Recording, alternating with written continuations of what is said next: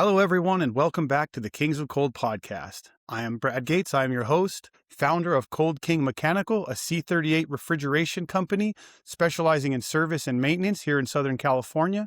Today, I'm so excited to introduce our guest. He's one of the baddest motherfuckers in the trade and on the internet with enough followers to fill a big city. This guy's been in the trade for 27 years and spent 11 years helping shape the skyline in Phoenix and Tempe, building high-rise units. Welcome to the show today, Mr. Bobby Armstrong, a.k.a. Blue Collar Code. Thanks for coming on, brother. Yeah, thanks for having me, man. If there's one thing I love more, it's talking about myself. Hell yeah.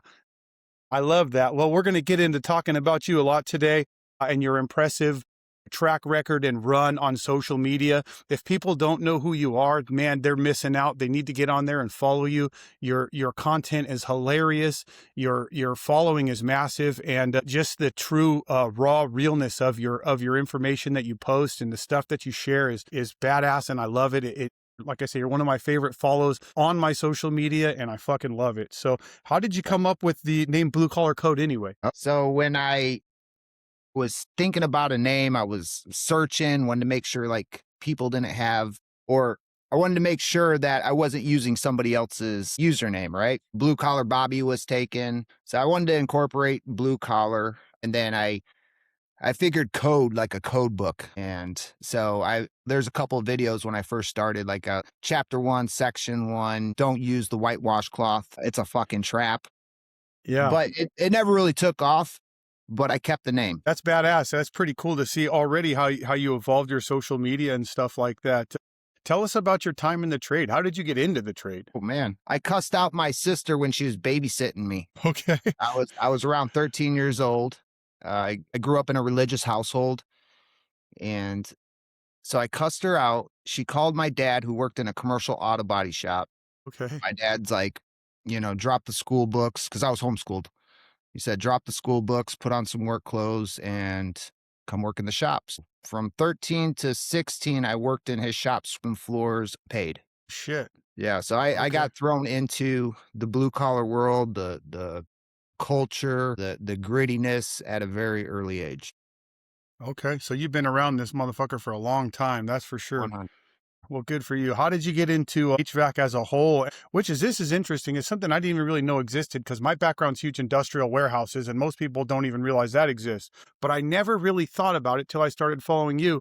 There's fucking industrial HVAC out there too. That's not refrigerated warehouse, which is what I'm used to. So I see a lot of shit that you're working on that I recognize from the industrial world, the big towers and shit. And I'm like, whoa, that's HVAC stuff, but it's fucking massive. So did you start out small and work your way up to that, or how'd that come about? So because I had the commercial auto body experience at my dad's shop, I ended up taking a job at a trailer repair, and they were a refrigeration trailer logistics company.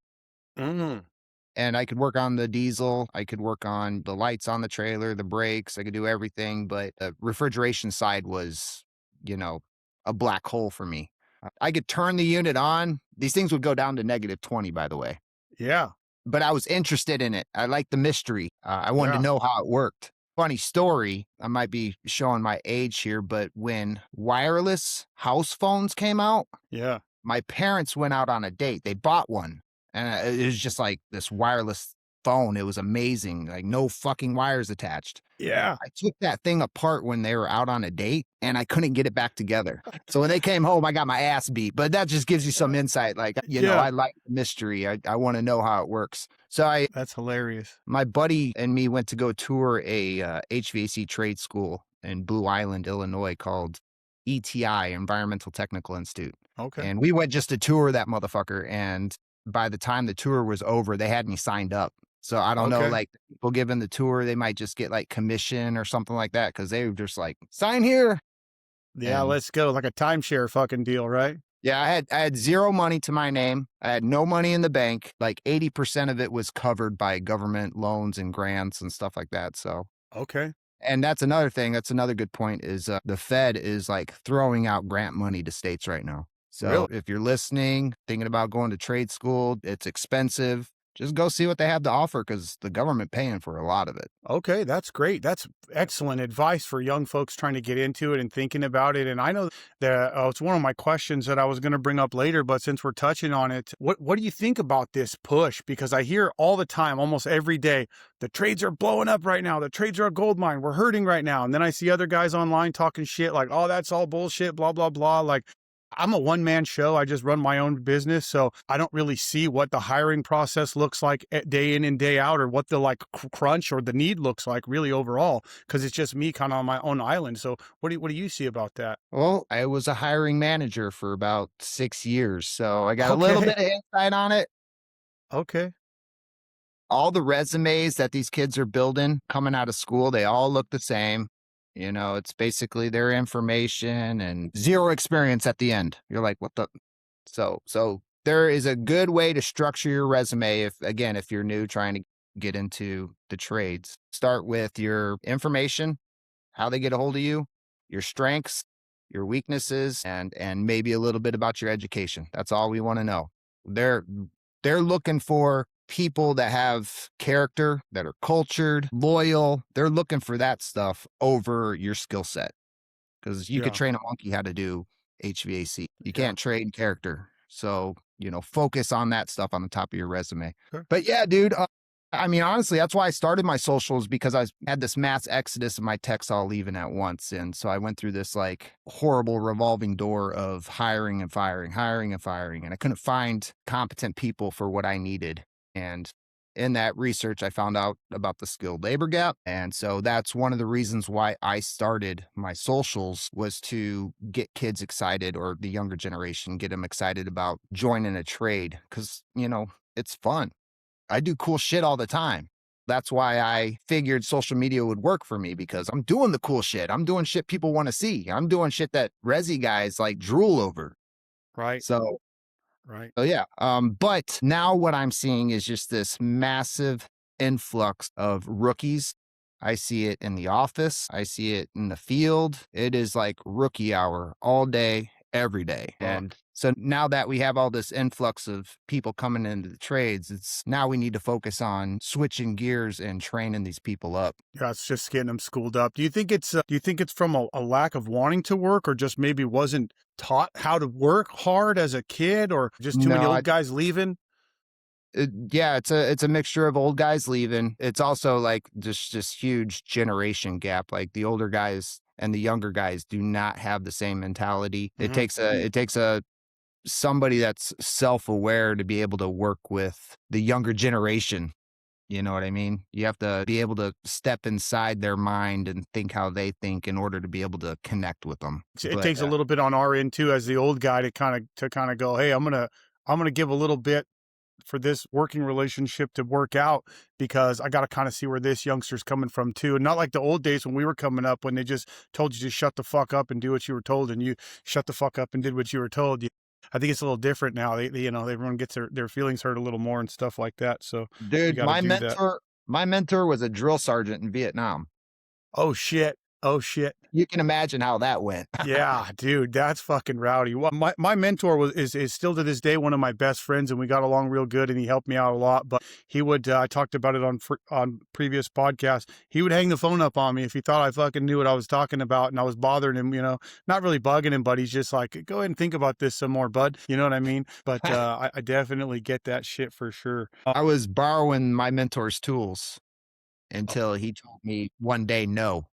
And I'm like, oh crap, well, what do I do? Well, at the age of 16, I'm making a paycheck now. I walked onto the Snap-on truck and got approved for $12,000 at the age of 16. Oh yeah, they don't mind. Here you go, bro. What do you want, right? Yeah. And you spend it all, that day, right? Bro, I spent it in 10 minutes. Fuck yeah. I love Yes. it. I love it. Well, there's no end of how much you can spend on tools in this trade. I mean, I'm working now on just keeping up with some of the newer cool shit coming out. I just had Robert Kraft on a couple shows ago. We were talking about his bitchin' 3-port removal tool. I can't wait to get my hands on one of those fucking things.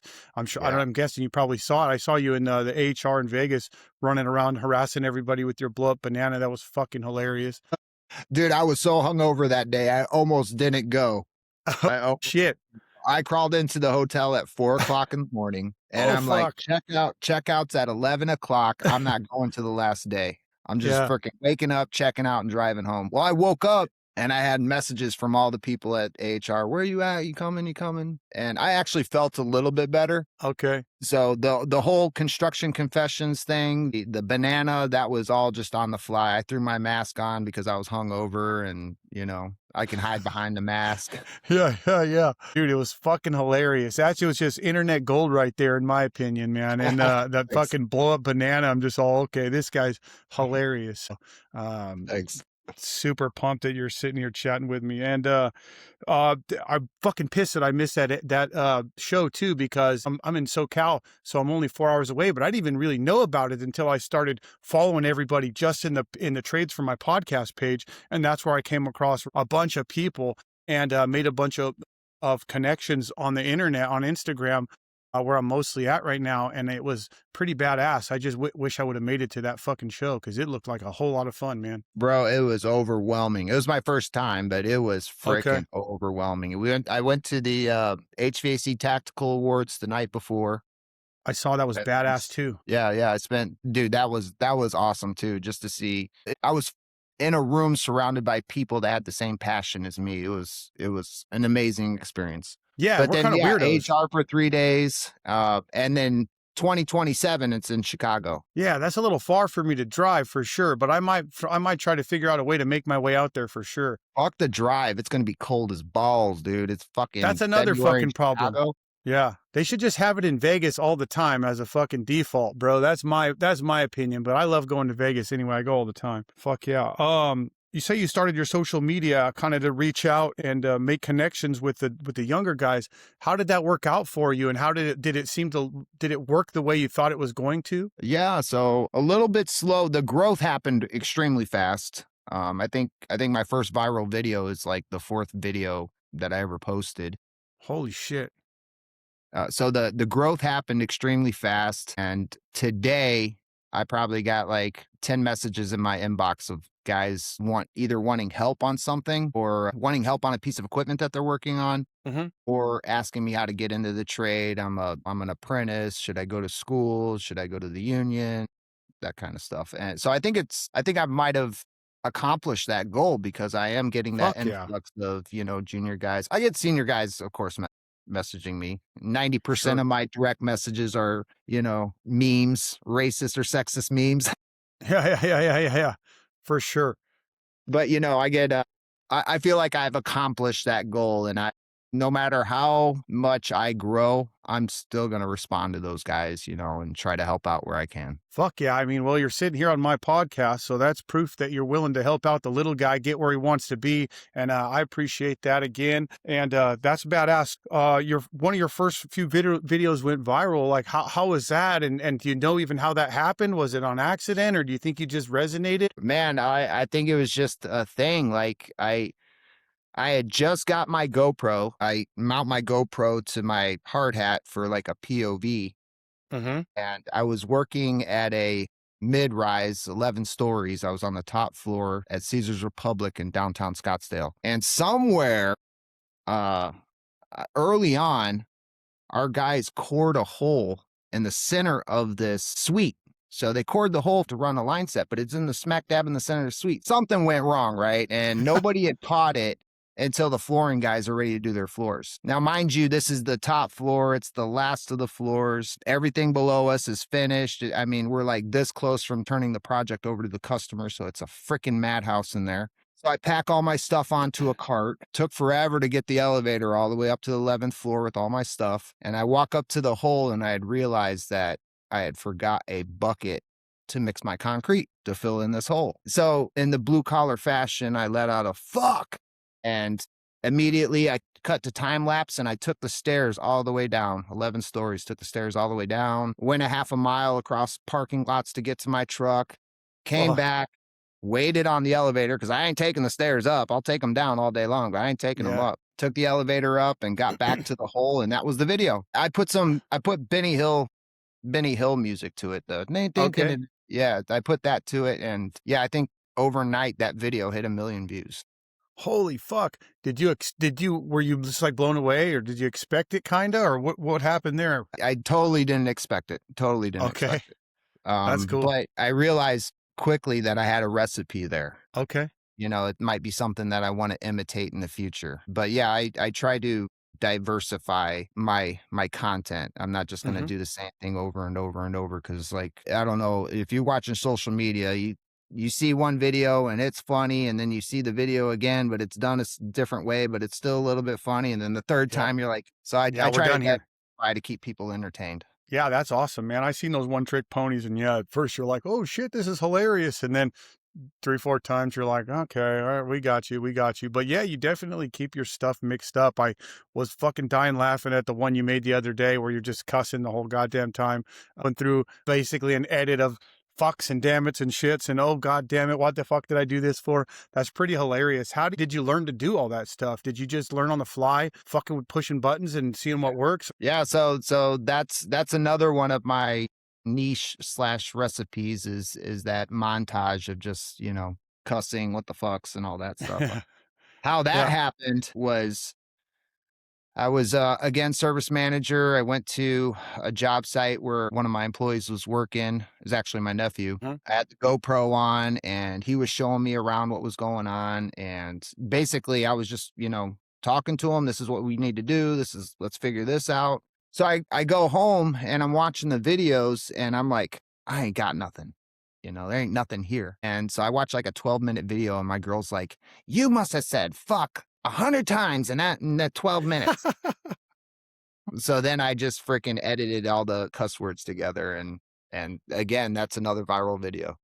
Well, thank her for me personally for that clip because I fucking loved it. It was hilarious. So Dude, good job that's to her. all natural. I am not a guy that puts on for a camera. That is just all natural shit. And that's how it is. I mean, that's one of the reasons I started this podcast. Like I told you earlier, man, this is the way we talk. This is the way we are.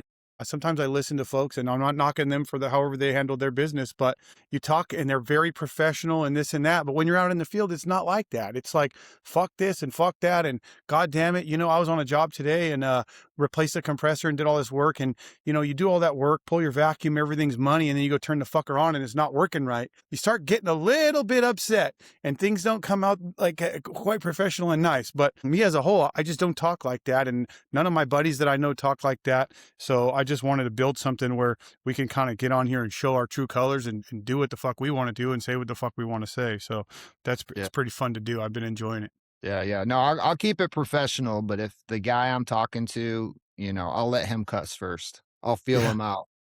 Yeah, no, that's smart. That's smart. And I do the same thing with my customers. Like I said, I'm a one man show, so I'm not walking in there like, hey, what the fuck? You know what I mean? But if I feel them out and that's their vibe and that's how we're talking and that's how we're going to talk. But if I'm with you on a job, that's how we're going to be talking all day long. It's just the way it is. This is the way we conversate. Yeah. That's just how it goes. Speaking of fixing shit, are you doing still a lot of construction these days or are you doing services, repairs? What are you doing mostly these days? It's a mixture of a lot of things. I'm doing like quoted repairs, startups, service calls, and then yeah, just a mixture of everything.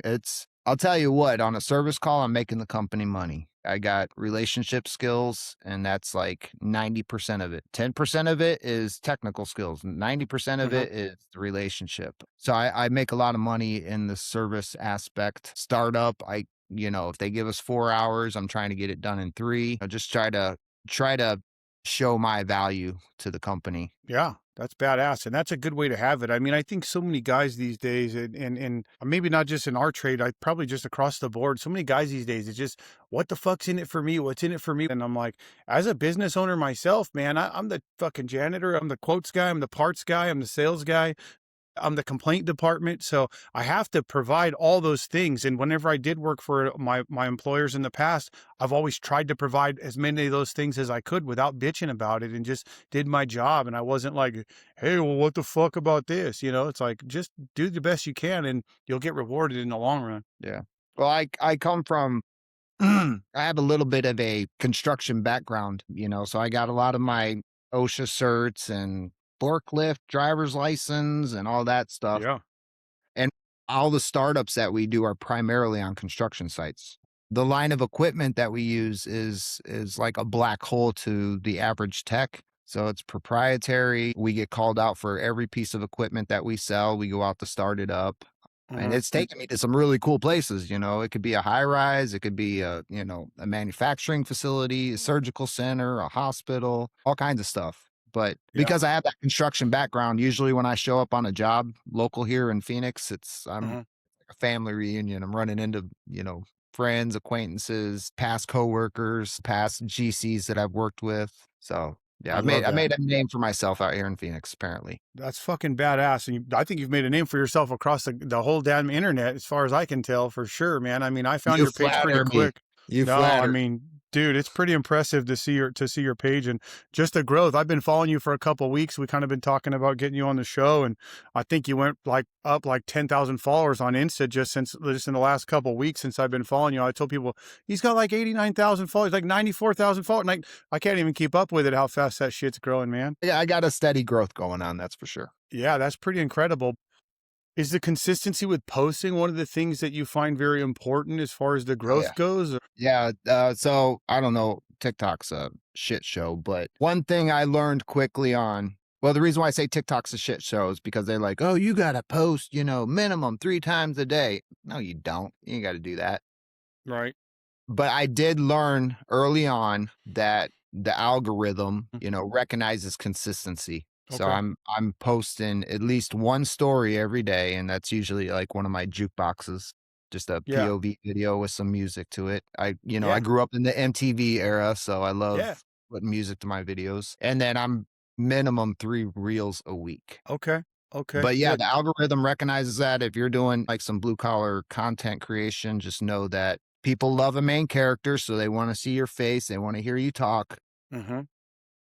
And then that consistency with posting. And it can't Okay. be, I post once every other week. That's not consistent. I'm talking like minimum 3 reels a week, and then your Okay. story. Okay. Good to know. Yeah, I'm trying to build the podcast IG page up and get out there and get people going. And I'm not very good at it yet, but I'm working on my consistency and I'm working on the growth and just trying to plug the information out there because I'm like you. I give a shit about this trade. And to touch back on what you said earlier about being in a room full of people that are passionate as you are about something is pretty cool. And we're kind of weirdos because you can't just talk to the guy next door or the dude up the street because he doesn't understand what the fuck you're saying when you're talking about, Yeah. the TXV was stuck open and I tapped it with a screwdriver and the fucker started running again. Buy me some time until the TXV shows up. Like, you get it. You go, fuck, I've been there. Good job. Like, lucky fucking move. You know what I mean? Sometimes you got to smack it with a hammer Yep. Yep. for sure. That's why I started the podcast again, is just to be around people that are as passionate about this as me, share information, get the information out there to the young guys and Love it. stuff like that. If you Love it. were to give a message to the guys out there in their van that are grinding right now, trying to figure it out, fucking grinding away and wondering if he's supposed to be doing this, what would you say to that guy right now? Good question. I'll say if you're doing it for money, you're going to be working for that money for the rest of your career. Mm. If you're passionate, if you're doing it for the passion, you're doing it for the love of the game, you're doing it to help that customer out, you'll never have to look for a job. You'll never have to ask for a raise. You'll never have to ask for a bonus. It'll just come to you. So That's gold. That's be gold. passionate, Absolutely. be passionate. Yeah, and try to do your best work for sure. I mean, especially as a business owner now, and I did it when I was a technician. I actually really give a shit how my job comes out and how it looks and how it works. And I tell young guys all the time, like when I would be training guys that were working with me at the company I worked for, I go, you can make everything inside that system work perfect. You can spend 2 days doing it and make it fucking perfect. But all the customer sees is that the goddamn thing's still dirty after you touched it. Take an extra 5 minutes and clean the fucking outside of the thing off, because they're going to walk up and look at it and go, holy shit, that's incredible. And you really could have just billed them $1,000 to wipe the thing off, but you didn't. You did all the hard work, right? But just go that extra mile and make it look as good as you can. And I think that's where the passion comes in, because I don't want people looking at my work and going, what the fuck is this guy doing? You know? Yeah, dude. If guys are gonna leave garbage or screws on the roof or something like that, that tells me a lot about that individual and his work ethic. And I'll tell you what, if they're a coworker, whatever, I might say something. But if I'm the hiring and firing manager, I Yeah, ain't gonna put up with it too much longer. I'll we try got a to correct fucking them. problem. Yeah, yeah. Not That's not something that you can train. Hey, clean up after yourself. If you gotta tell a dude to clean up after himself, he's not the right dude. Yeah, we got a fucking problem here for sure. Yeah, or Oh, caps off. I fucking hate when I go to work on a unit and there's caps off, you know? When I started doing commercial, in industrial, everyone's pretty tidy and neat and because you're gonna have a guy following up behind you.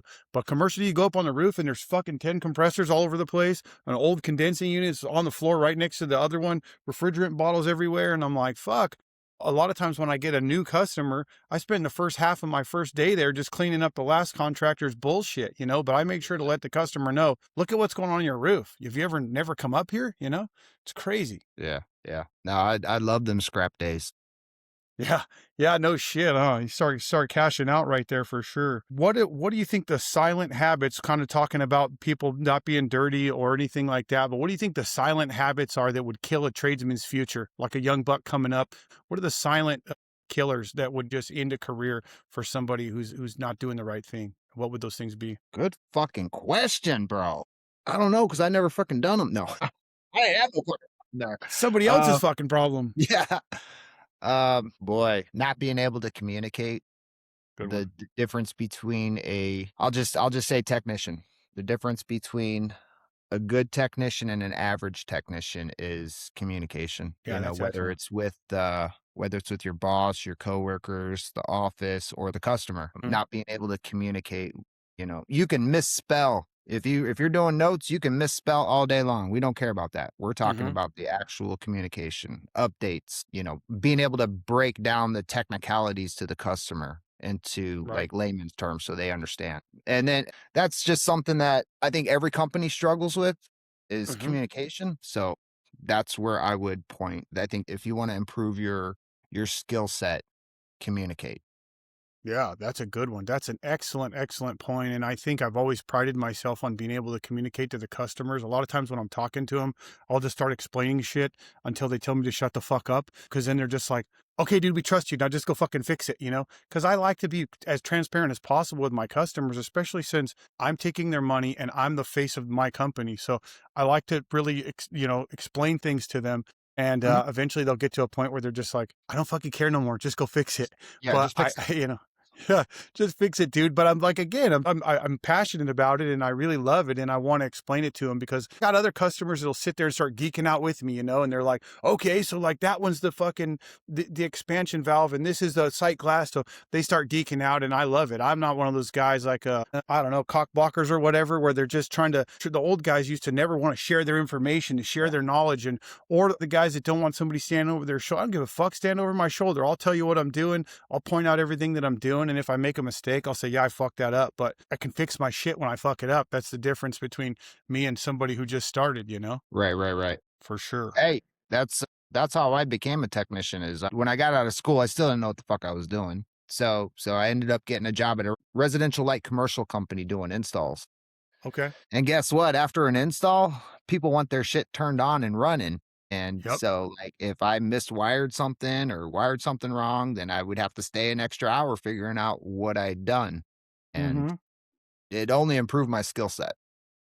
Fuck yeah. Fuck yeah. That's one thing I regret. I say it all the time. I wish I would have done more construction when I had the ability to. I avoided it like the plague because I was too busy technicianing and I loved it. But man, I wish I would have learned those tips and tricks in the construction side because it's a whole nother animal. And I'm Hmm. getting better at it, but it was a little bit tough. You can always call me. Well, yeah, good to know. Good to know. That's for sure. And don't worry, I will be calling you. Don't get pissed whenever I am calling you like, dude, what the fuck? Why is this backwards? So that's funny. Let's say there was one thing that you had to pick out in the industry that makes you just want to burn the whole fucking thing down. What would that be? Yeah, that's another good question. I'll be honest, I've come back from the dead from drug addiction, Oh and shit. I'm always looking for the bright side, Mm-hmm. always looking for the positive. Okay. So, it's hard for me to pinpoint something that fricking just sucks, and I love that. I'm trying to go pre-drug days. What really drove me absolutely insane was going to a job that wasn't set up properly, either from the office, Mm-hmm. not having the proper materials. Man, I Yep. would just throw an absolute fit about that shit. And Okay. now I love it. I'm like, you didn't set the job up right. Okay. I'm going to go to Home Depot and get some energy drinks and hot dogs and buy my parts and come back and install the shit. Fuck it. I'll Um, see you later. Yeah. I'm going to lean on the job not being set up right. Okay. We have to, a lot of guys have to rely on the office, the superintendents, the foremans. They just set up everything for you and Uh-huh. lay it all out for you. And when that's not set up and laid out, it's a huge pain in the ass. Yeah, that's a fucking nightmare. That can definitely be tough for sure. I used to hate that shit whenever you'd show up and then the customer either doesn't know you're coming or whatever the fuck. And then you just drove 2 hours to get there. And then the shop sends you 2.5 hours the other way. And you're like, motherfucker, am I just going to drive around off the clock all day? What's going on here? You know? Here, I got an example for you. I didn't lose my shit, but I made sure I voiced, let me give you some clarity on how this isn't working. Right. They sent me to that border patrol place and the site contact was the sales guy. Uh-huh. Well, guess what? I got to freaking sit there and wait for the sales guy to show up so I can call him. He shows up at a different hour from when I started. So I got to wait for him to show up or I'm going and knocking on the doors. So we went and knocked on the doors Oh, and shit. the border patrol was like, we didn't even know you were coming today. We got to set up an escort for you and all this other stuff. So I was like, Right. can we stop putting the site contact as the sales guy? Right. Yeah, this is not working for us. We're going to need to actually talk to somebody that's there that knows we're Yeah. coming, preferably, especially when they have guns and fucking gates and barbed wire fences everywhere. We And can't just freaking show up and passcodes and all kinds of, man, it was a challenging job, but it was fun. yeah, I would imagine that it can't just have people wandering around in there fucking without credentialized or anything like that. I've worked in some pretty crazy places like that back in the day too. So now most of my customers don't give a fuck. They're just like, yeah, go do whatever. Here's a key. I don't give a shit. But that's You kind know of who's fun got the too. tightest security? Yeah. Data centers. Really? Yeah, dude, what a fucking nightmare to get in and out of data centers. Really? I had no idea. They're pretty fucking brutal, huh? Is that just because they're concerned with threats to the information being jacked or some That shit? trade secrets, I don't freaking know. Oh, okay. Makes Yeah. sense. Yeah. That's But crazy. yeah, no posting of data centers. You'll see some of my stuff, and that's because I'm posting pre the client moving into the facility. Mm, Once the client moves yeah. into the facility, no videos.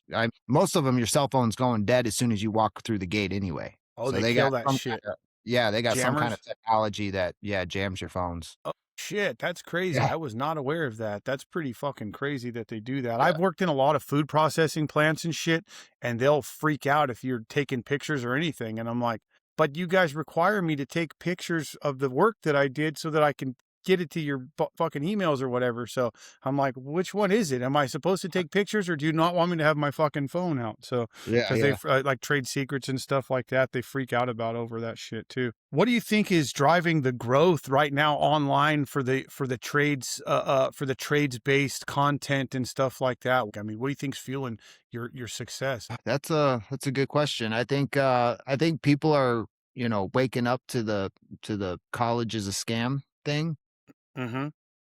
and looking for alternatives and finding the trades and blue collars and somebody finds content like mine and finds it interesting and Yeah. next thing you know they're going into HVAC.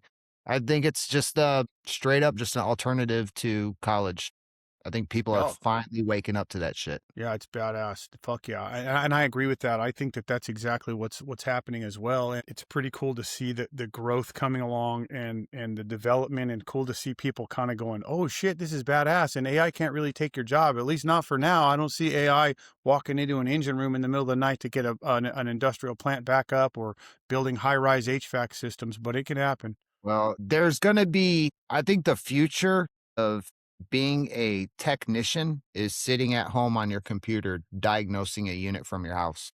Yeah, I think that's realistic until that part's got to be changed, right? I mean, I don't think AI is going to go up there and fucking recover the Mm. charge and braze in the new fittings and then put everything back together for sure. No. AI will be able to assess what the system's doing, point to where this problem lies, and then yeah, you're gonna have to have boots on the ground, go and make the repairs or switch the parts and stuff. But I'm already seeing it, especially with the equipment that I'm working on. Mhm. Dudes are sitting behind their desk looking at graphs Yeah. and diagnosing Yeah. a unit off of some graphs. Trending and logins and all that shit. Yeah, that's crazy. And that kind of brings me to my next point. Like, you could put all the technology on this shit, but it's a pain in the fucking ass sometimes. I mean, look at these. What do they call them? The electrically commutated motors. These ECMs. They're piles of shit. And they cost a goddamn fortune. And I'm like, that PSC motor worked phenomenally. And what are we saving? 12 cents a year or some shit? Right, right. Yeah, dude, So the industry's constantly evolving. I like it because again, I'm the, mystery, something new to figure out. yeah. But yeah, it's constantly evolving. And the equipment that I work on for years, it was a black hole to me. Like Hmm. if I had an issue with this unit, I was calling the manufacturer's rep. Well, now I work for the manufacturer's rep and they're Yeah. not as complicated as they seem, Right. but people still have that mentality when they open it up and they see all the wires and the, controls and everything. It's like freak out mode. Yeah, yeah. Well, I like all that shit. Coming from industrial background, I don't know if you've ever seen any of these industrial systems. Are you familiar with Logix technology, eLogix, which controls most a lot of refrigerated warehouses have Logix computers on them, and it's an operating system that controls everything in the whole fucking warehouse, all the defrosts, everything like that. And they're pretty badass, but I got super familiar with all that. VFDs are all on these big fucking 600 horsepower screw compressors and shit. So I'm familiar with all that shit and how it works, but it's just some of it's more fucking trouble than it's worth. Certain companies are putting these control boards inside the freezer and then the goddamn thing freezes up and you're just like, what the fuck, dude? That's water in there, But they have to evolve and they have to make it more efficient. And I understand that, but some of that shit is just, you're like, okay, was this necessary? Did we Yeah, really yeah. have to do this? Or were you guys just trying to be cool, Now, when Pretty somebody funny. tells me they got like a 20, 30-year-old air conditioner, I'm like, hang on to that sucker. Should I replace it? No, don't replace it. Yeah. Repair it.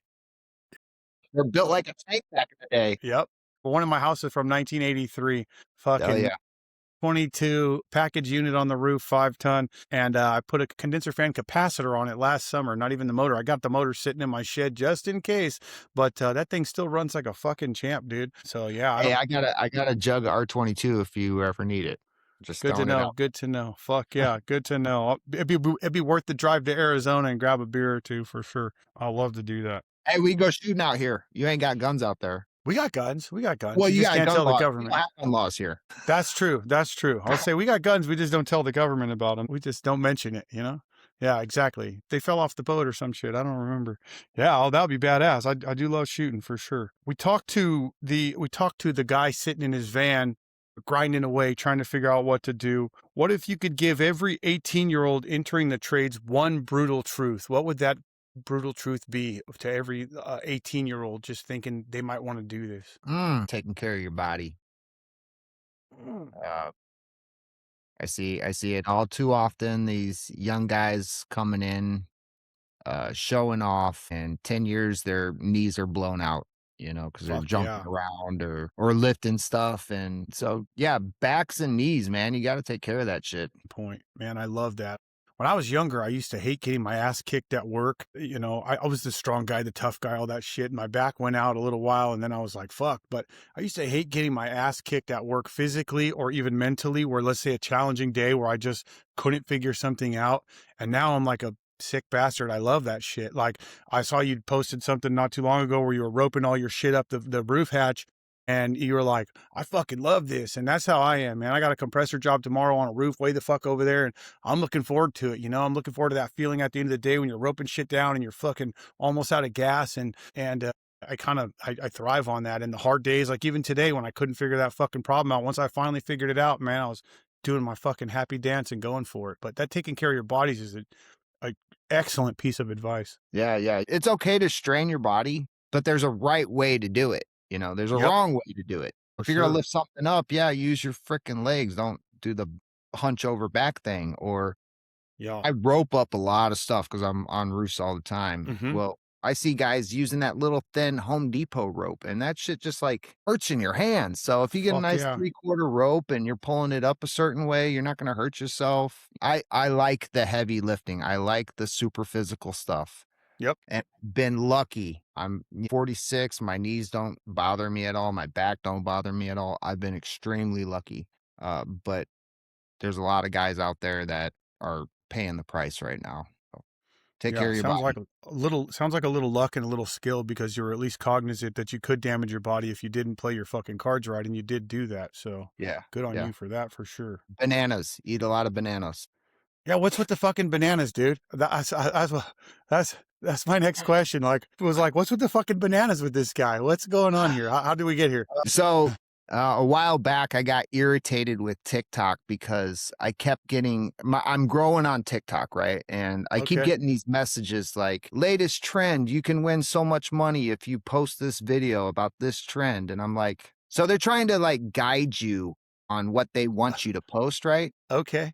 And it's like, oh, TikTok's got this new feature. Post on this new feature. And I got irritated by it. And then I also got irritated by content creators like absolutely mirroring another creator. So I did this video where I was like, you can't call yourself a content creator if all you're doing is copying somebody else or something like that. And then I Yeah, had yeah. 2 bananas and I took a big old bite of 2 bananas. And that's it. That's all it took. I'm the fucking banana man. But I eat bananas because, I'm in the freaking sun all the time. I'm Yeah. sweating. I get cramps and those bananas keep the cramps away. Yeah, that's smart. I religiously eat a banana, at least one banana every freaking day. Okay. But yeah, that video just all of a sudden I'm the double barrel banana guy. And The double barrel banana. Fuck, man. I bet you never thought you'd be finding yourself as the double barrel banana guy when you were a kid. That's for sure. dude, and here's the thing. I freaking hate bananas. I love banana like Laffy Taffy. I love the flavor of bananas, but there's something Really? about the texture of bananas that just so, I You gotta just force myself to eat the banana. Really? You just eat them because 'cause they're good for you. Well, good for you, man. That's fucking rad that you're taking care of yourself and making sure because we only got so many good years in this game before it beats the shit out of you. And the bigger the stuff you're dealing with, the bigger it is. I mean, crawling around the attics ain't no fucking joke either. I've never done any residential, no sheet metal stuff like that, no ducting really, no experience in that. But that shit's got to be brutal as fuck overall. I did that shit in Florida, bro. God, with the Yeah, fucking yeah. humidity. 13 years in Florida doing installs in mostly residential attics, and it was brutal. Holy shit. Yeah, that's crazy, man. I can only imagine that will beat your ass. But we get a free workout every day when we go to work on the hard days. Yesterday I was at a country club in Palm Desert and the chef was like, well, we don't really want to move those racks. And I'm like, well, I really want to get paid and get this fucking job done today. So next thing I know, I was like upside down, like laying on the rack, like doing the fucking limbo to like get the back of the coil clean. And I didn't even know I could move like that still at my age, but I was pretty proud of myself, man. I was like, We fuck, call it I did it. that's blue collar yoga, bro. Dude, fuck yeah. I got my fair share of blue collar yoga in. The upper abs were feeling it a little bit this morning, but that's You okay. I mean, release like all I kinds said, of endorphins. oh yeah, and dirt. It released all kind of endorphins and dirt. It went in both of my eyes, my fucking hair. My beard was like there was like shit crawling around in my beard. So it was a good time. It was a good time. But the mission was accomplished, and that's the important part. And That's the right. customer was happy, and the air was flowing, and all was well. So Hey, good that's shit. actually accomplished the mission as part of the blue collar code. Okay, okay, good to know. Yeah, you got to accomplish the mission, right? It's accomplish the mission, take care of your people, never give up, never quit. Fuck yeah, I love that. That's a good code. You have a blue collar code tattoo. You need to get a blue collar code like that. You need to get the code tattooed somewhere, bro. I think so. I see you got a couple tattoos over there, so that'd be a fucking sick one right there for sure. The code, I love that shit. We talked about the guys in the van. We talked about the 18-year-olds. What advice would you give? This one's actually for me. Don't tell nobody. What advice would you give somebody who's just trying to get their page to start to grow? We talked about consistency, but is there any secrets or tips out there for people who are trying to make their social media or their overall online presence felt? Yeah, I would say number one, that consistency. Okay. That is number one. I would also say don't follow a recipe until you know that recipe's hitting. So you don't know what's gonna hit. Some of the videos I thought where I was just shitting a video out to get it out to stay on schedule, those Yeah. are some of my most popular videos. So Okay. you don't really know what's gonna hit. I would just say just keep posting, keep your schedule, create a schedule, keep the schedule. And once you have a month of that, you start analyzing the data. What videos did good? What videos didn't do good? Mm-hmm. What about that video that did good that you think is the reason why it did good? So, it might be Okay. something that you said. It might have been a hook right at the very beginning. a visual hook. It could have been an audio hook. I would say number one is the schedule. Create Okay. your schedule and stick with it. Consistency, consistency. Okay, I Yeah. love that. Last question that I'm gonna ask for you today. You've been on a lot of podcasts. You've done a whole bunch of podcasts. Are there any questions that you wish somebody would have asked you that they I've didn't? been exposed a lot to the corporate poison, Mm-hmm. and nobody ever brought up corporate. Okay. I understand. Okay. I'm a blue collar guy there. Like, Well, that's the last thing they think about is like the corporate yeah. side Well, of let's fucking go. I'm down. What about it? fucking Let's. poison. It's poison. Yeah. Yeah. Yeah. It's a lot of lot of psychology. It's a lot of making decisions that go against your core values or your personal beliefs. It's you're not an employee, you're a fucking metric on a P&L, all kinds of stuff, man. Okay. It really put a bad taste in my mouth. I learned a lot. I learned a lot of valuable lessons. I learned that it's not for me. I think corporate is like the communism of business. I think this might be every industry, but it's, a lot of the corporate, there's people in positions that don't belong there, and it's because of who they know. Mm-hmm. But that's not necessarily specific corporate. Sure. That can be anywhere for sure. But yeah, I think and we're seeing it a lot. We're seeing a lot of these big global holdings companies taking over the mom and pop shops, and That's what I putting hear. realistic goals on them, and just turning a profitable company and turning it into a sales machine. And you don't need to push sales in HVAC, plumbing, electrical, the trades, period. You don't need to push sales. Like, there's Yeah. enough work, enough broken shit to go around. You don't have to go into a house. What's the difference between, actually, there's a big difference, but you can make money changing a fucking capacitor in a Yeah. house versus trying to sell them a whole new system. You're gonna go in there and fix that customer's air conditioner with the capacitor, and you're going to be honest with them, and they'll be a customer for life. Or Yep. you can go in there and try to make a fucking sale, and they see right through that shit and never call you again. Yeah. Or you just like, I gotta fucking sleep at night, bro. I can't do that shit, man. I mean, for me, if I fuck something up or if I miss something, it's a God's honest mistake. I fucked up. My bad. But I'm not going in there to fuck people over there. I'm not going in there to sell them something new. And in all honesty, like I said, I skipped over construction class, bro. So I'm not fucking hip to be doing install after install after install. That doesn't mean I don't want to get those jobs when they come along, but I'm not shoving an install. I'm a fucking repair guy. I'm a maintenance guy, and I'll keep that fucker running for as long as I possibly can. And I've been doing this for a long time as far as fixing shit, and I'm good at it. So I like to keep people's shit running. And I'm like, if I can do $1,000 repair, a $1,500 repair, and buy you 5, 10, 15 more years on your unit, why not? I'm not going to Right. sell you a fucking $10,000 unit. It happened to my elderly neighbors over here. It happened to my old lady's parents in the pandemic. Some fuckface came in there. They got a panic call. She got a panic call from her parents. The guy says we need a new AC system. And I'm chomping at the bit. Well, let me talk to him. Let me talk to this motherfucker. Give me his number. You know what I mean? And I finally get a hold of this dude's service manager, or I talk to the technician, and I go, all right, bro, like, break it down to me. What's going on? What's the suction pressure? What's happening? Is the compressor bad? What are we talking about here? Well, it's old. What the fuck? They're old too. We're not going to just throw them in the trash, buddy. What are you fucking saying, bro? So I ended up calling the service manager, and I was like, man, what the fuck are you guys doing over there? And probably the service manager is the one that told him to do it, because that's a corporate policy. We need to sell, Yep. sell, sell, sell. If you're Yep. just in this for fucking money, dude, don't be a dick. I mean, like I said, I got to sleep at night, man. Yeah. Yeah. When I first moved to Arizona, I came out here chasing a girl, and I came out here because my grandparents are out here. So I figured, kill two birds with one stone. Okay. And the first week I was here, I came out here in June.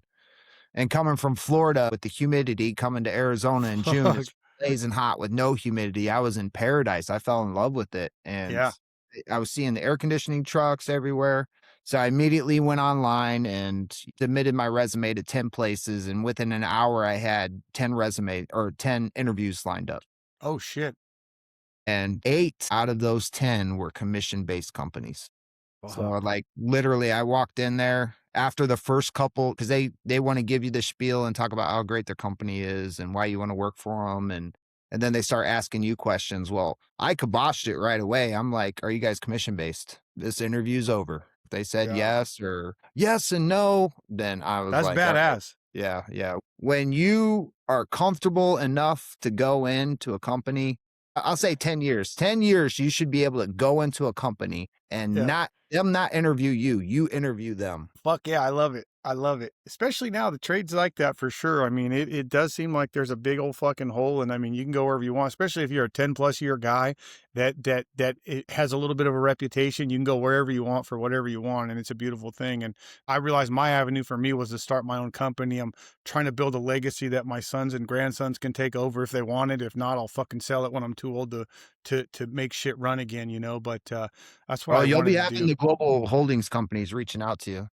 Yeah, yeah. Well, I mean, everything's for sale for the right price. I'll sell this motherfucker and start a new you. one, you know? Cold King Mechanical, we're for sale, ladies and gentlemen, for the right dollar amount. That's for sure. But as of right now, I don't think any of them want to spend that kind of money on this little company, but it is for sale if for the right fucking dollar amount. I mean, I don't mind. I don't mind retiring. Like I said, I'll start another one anyway. I'm too excited about it and I enjoy it too much. And it's funny, Hey, I actually, they say if you stop moving, you're fucking dead. yeah, I see Guys that like happen. me and you, we stop moving. That's it. Yeah, I see that happen a lot. You know, I was in the military a long time ago in a whole nother fucking life, but guys would get out of the military and retire. And then shortly after, they go to retire and sit on their couch and that's it, man. I mean, you got to Yeah. keep the fucking ball rolling. You got to keep the ticker ticking for sure. And I just realized how much I actually love this job and I'm passionate about it and I care about it. And I thought I hated it for all those years. And then I don't know what happened. One day a switch flipped and I was just like, I fucking love this. Like I tell my old lady, if I win the lottery, I would still be pushing to grow my company. I would do it in a whole nother way, but I would still be doing this and I would still be sitting here trying to build my legacy and trying to help as many people as I could. I want to say that it's maturity. It's maturity level that we hit. Mm-hmm. Maybe a lot of people don't hit it, or maybe we're more passionate than the Yeah. next guy. But I've come to grips, dude, that I'm gonna die on the job. I'm Yeah. I'm I've been too hard on my body to make it past, retirement age. So I'm either gonna die on the job or I'm just gonna keep going till I die. Yeah, yeah, yeah, yeah. That's fucking that's kind of where I'm at right now. See how it goes, you know. I mean, maybe one day my kids will take over, but I'll still be there talking on the phone and walking them through it and seeing what the fuck's going on or going to trying to walk jobs with them and do that shit. So, speaking of that, I had a little question that I thought might be a fun or a funny one. I know I said I was done with questions, but hey, what the fuck? We're still rolling here. What Yeah, was the gnarliest injury you ever ended up with on the job? I mean, I know we get nicks and cuts, but what you have any fucking gnarly ones? I've been lucky, bro. I've I've never broken a bone. I've had flesh wounds. I got slit open right here moving a mirror. I don't know if you can see it. Mm, yeah, It's a yeah, scar. yeah. I I can was see it a putting little up a bit. mirror like this, and it broke like guillotine style and Oh, cut fuck. me wide open. Cut 4 tendons that never got repaired, but, like, there's certain things that I can do with these fingers, certain things I can't. No big Okay. deal. Okay. One time I was cutting a 40-inch piece of sheet metal, and it was a cam lock, I think is what they called it in Florida. It was a frame for a register for duckboard, Okay. but it was 48 inches long or 48 inches tall, and I was Mhm. cutting it on the floor, and right where I was cutting, there was a low chandelier, and so every time I would stand up, I would hit my head on the chandelier and immediately jerk my head forward. So I had hit my head on the chandelier like 3 times. Fuck. Eventually, the table was gonna go there, so it was low on purpose, Right.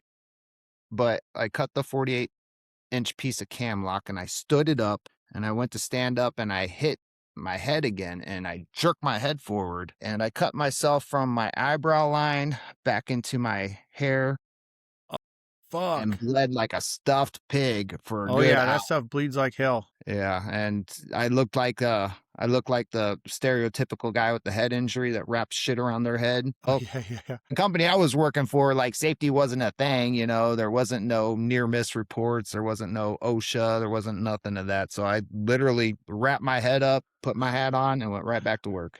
So high five, glad you're okay, huh? Yeah, Fuck. dude, if it would have caught my eye, it would have been a bad day, a bad day. Yeah, that could have been a game changer for you. You'd be a fucking one-eyed patch guy, not the banana guy. You'd be a one-eyed patch, not two-barrel banana. That's a fucking big difference right there. I'd be both, bro. The two-barrel banana pirate. Yeah, the two-barreled banana pirate. That'd be pretty good. That sounds like a rum company or some shit. I think we're starting to make a new company here. Rum, the two-barrel Hey, I'm an banana rum. idea guy. I come up with shit I all the time.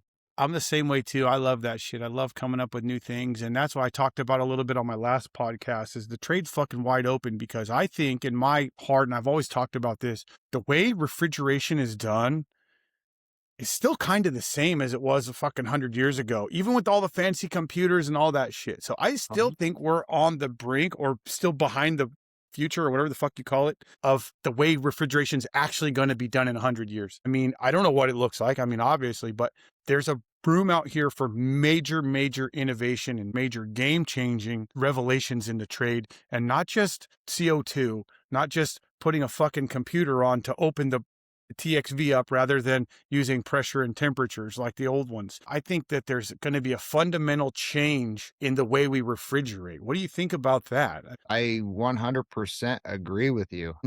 I'm trying to think of how they did it, but I have seen stuff on YouTube about how they're completely changing like the HVAC system for a house. It's no longer going to even have Freon in it.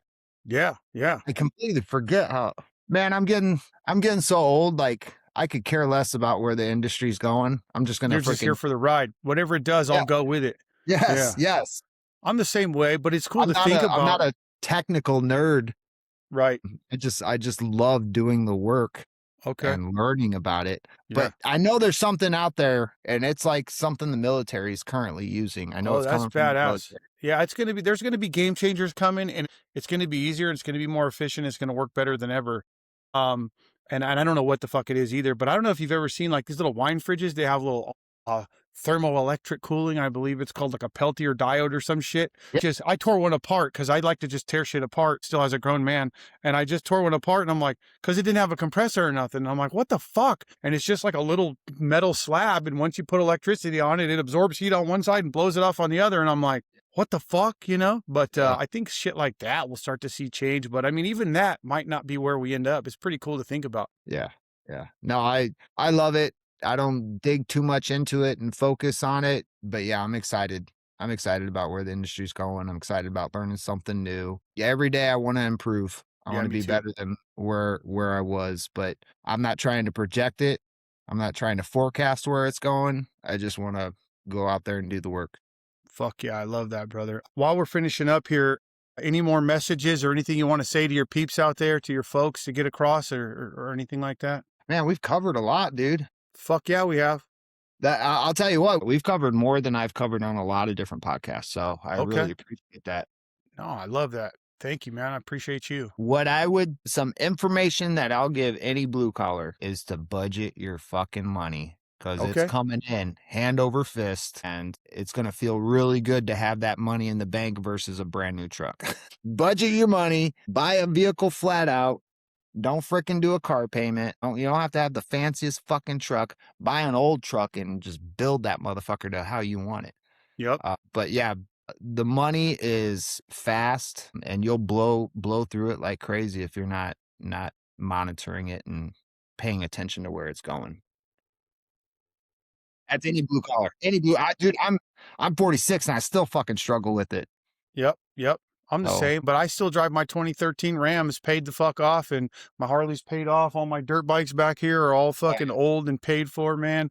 And I love that shit. It's nice when you finally get that shit paid for, and you're like, yeah, no more payments, you know. But then you want to go get some new shiny fucking RV or some shit. Next thing you know, you're back in there again. But that's all part of the game, man. I've I been got one collecting more. my toys for a long time. Yeah, go ahead. Buy the expensive boots. Okay, okay. Yeah. What boots are you wearing right now? Ariat. They're not the Harriet. most expensive, Yep. but man, they'll last a year. And I do 20,000 to 40,000 steps a day Fuck and they yeah. will last a year. Okay. Okay. So buy the good boots and buy good tools. I mean, I know you already talked about your $12,000 10-minute snap-on Oh, spending jeez. spree, and I know you do endorse good tools. And obviously, as you know in the trade, you can't have shitty tools and get the job done because you have to rely on that shit for sure. Yeah, yeah. Yeah, Yeah. dude, even if I'm gonna use a tool one time, I'm gonna freaking buy it and it's just gonna go on my collection. But Yeah. yeah, yeah, buy the expensive tool. Man, that's one bit of advice that my dad tells me all the time. You either buy the cheap one and buy it 10 different times, or you buy the expensive one and you have it for the rest of your life. Fuck yeah. Okay. Good to know. Yeah, that's excellent advice, man. Well, I fucking appreciate you coming on the show, brother. I appreciate your time. Where can people find you at? How can people connect with you? Let me see, blue collar code. So blue underscore collar underscore code, Bobby Armstrong, same thing. I got them, together. Then it's Instagram, Facebook, and TikTok currently, and I'm dabbling in YouTube. Okay. But my main following is on Facebook, Instagram, and TikTok. I think I got like Okay. maybe 200,000 followers across all three platforms. Holy shit, man. Like I said in the beginning, that's enough to fill up a pretty good sized city for sure. So that's definitely something you should be proud of. It's extremely Thanks. impressive numbers. And you didn't just fucking buy them, you earned them from scratch. And not only with your hard work in gathering and creating content, but your physical hard work is the content, which is pretty fucking impressive overall. You're not just fucking doing TikTok dances or some shit, but I'm sure you've done a few TikTok dances. I don't know. Maybe you have. I haven't seen them, but I'm not I knocking them. got some moves. I got some moves. Okay, okay. Well, I'm looking forward to seeing some Bobby Armstrong fucking dance moves content coming out pretty soon. That'll be rad. So anyway, brother, thank you again so much for your time. For all of my people out there, Kings of Cold Podcast at gmail.com for my email. Reach out to me on Instagram. Follow me on Spotify. The people at Spotify tell me that fucking helps. I don't know. Fuck it. Maybe it does. Maybe it doesn't. So anyway, thank you for joining me again, Bobby. I fucking appreciate it. You are the My man. pleasure. Thank you, brother. Appreciate it. Thank you. Thank you so much.